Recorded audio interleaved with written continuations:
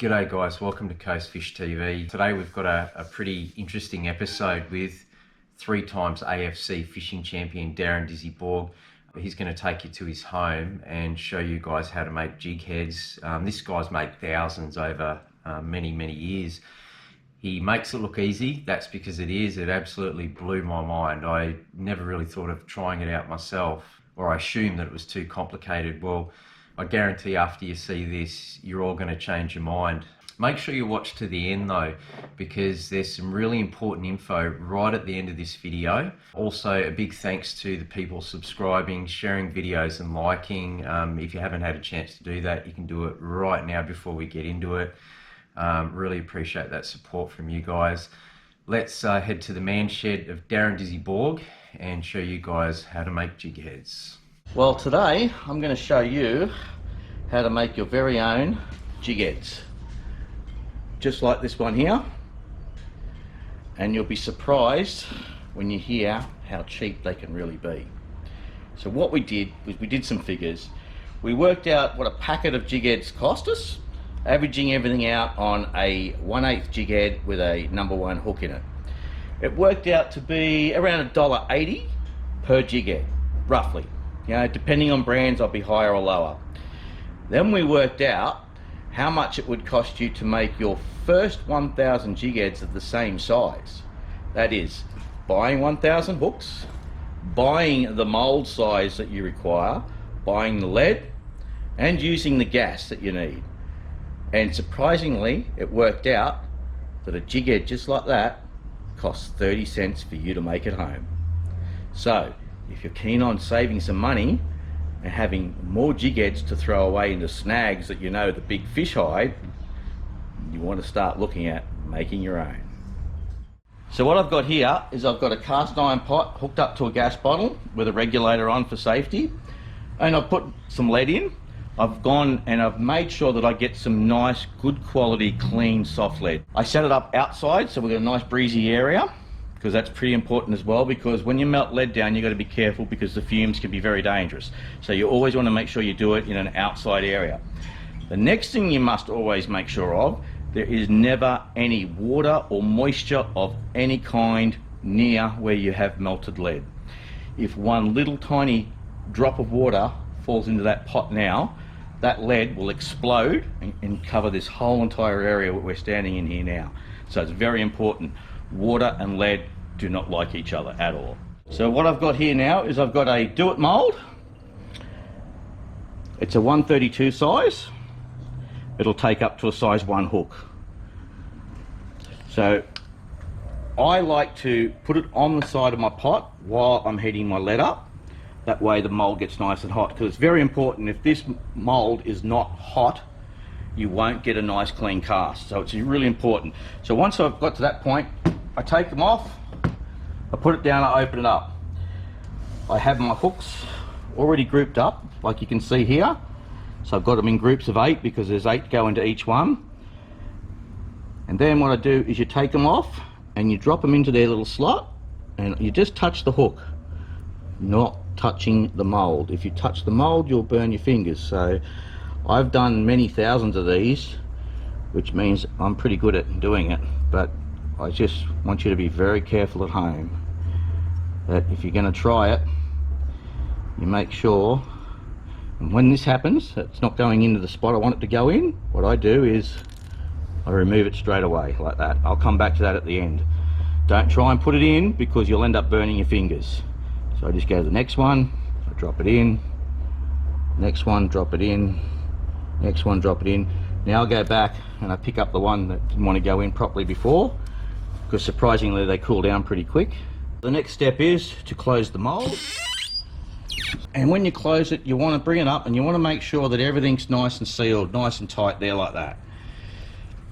Now with these molds where I'm only doing small jig heads, I utilize these areas on the side of the mold to actually keep the heat in. And what I do is I bring it over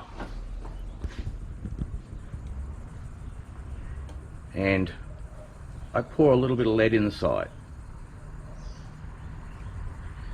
So it's getting some heat into the lead. into the lead mould, so it's nice and hot. So you see it's gone off. Now I turn it over, pour it into the other side.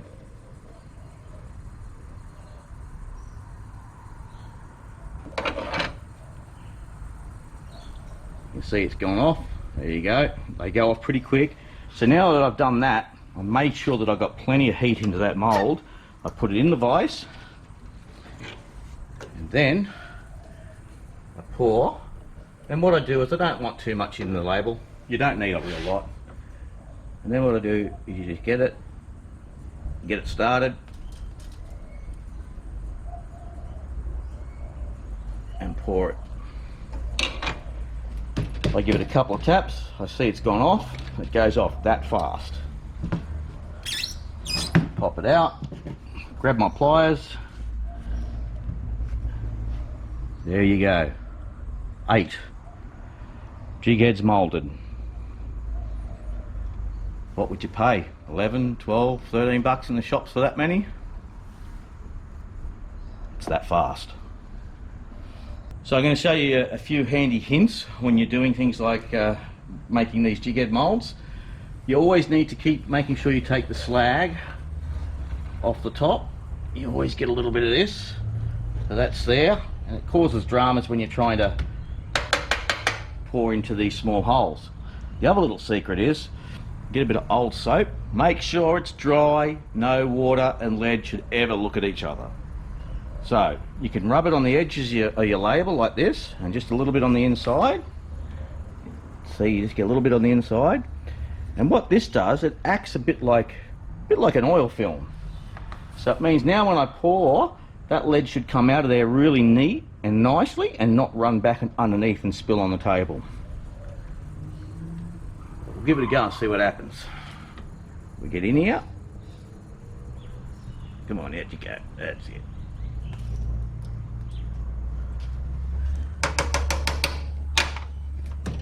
And we have another one.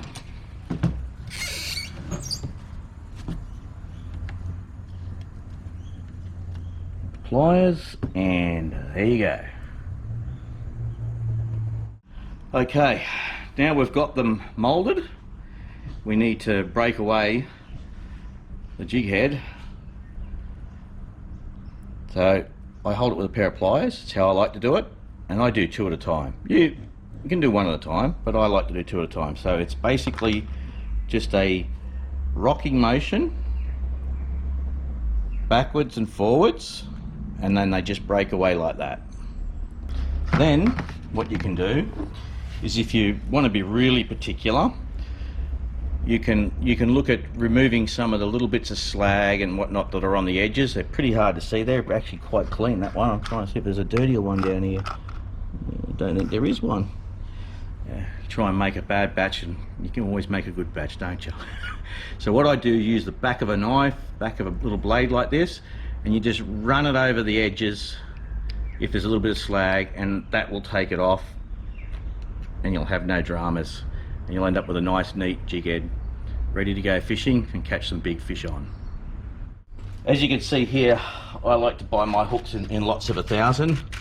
A bit low, I need to make an order, but COVID's sort of got the snail mail coming from America, which is very slow, so I haven't bothered. So you've got a standard jig head hook, which looks like that. And then you've got the jig head hook, which I prefer, and they're called a sickle hook.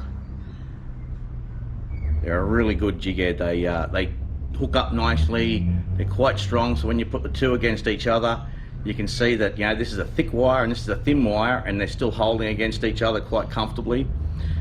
I get all of my hooks from America when I buy them. So you can go on to, there's quite a few stores you can go on to. There's lure parts online, I think you can get them from. Barlow's Tackle's another good one. And I think there's another one called Captain Hooks Wholesale or something over there. They've all got good ranges of hooks at a reasonable price. The Aussie dollar being down sometimes will bump it up, but I can guarantee you, after you've bought the gear and you've done your first 1,000 and you work out how much you've just saved, you'll keep making your own jig heads. So if you've got the time, you've got the knowledge, and you are able to keep everything in a nice safe place, you should give it a go. So I'm going to run through a little bit of the equipment that you need if you want to make some jig heads. Now, you've got two ways to go about it. If you're just doing small amounts of jig heads for yourself, you can buy yourself one of these little electronic pots that heat up the mold, that heat up the lead for you. Or you can go for a cast iron one, which is going to be a lot more lead going in, attached to a gas bottle. Going to burn a bit quicker and a bit harder, a bit hotter. Your choice which you want to go. I use the cast iron because I like to do quite a few hundred hooks at a time when I'm doing it. But sometimes if I've run out and I just need enough to get me through the day, on goes the electric pot. So quick and easy, and I'm done.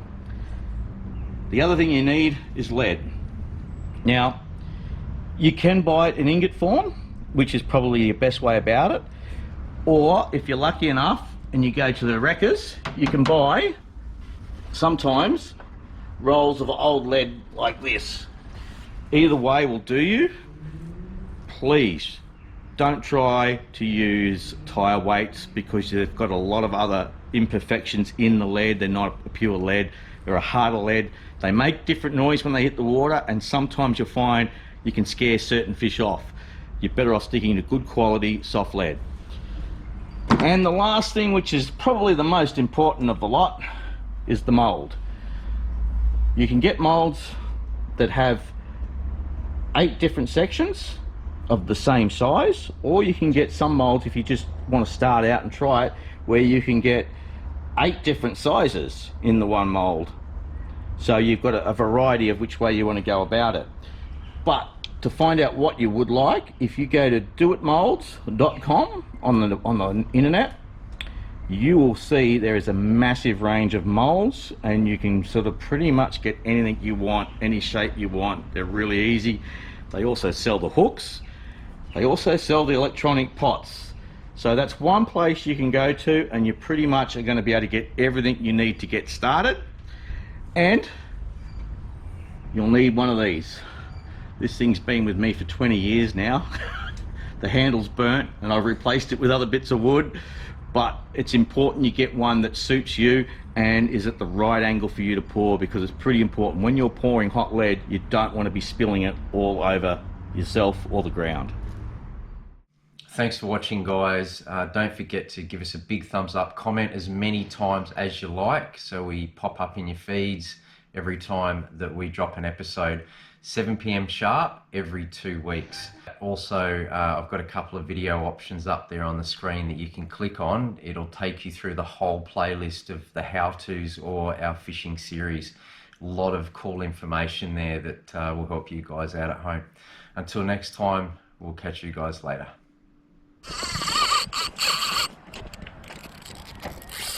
Yeah!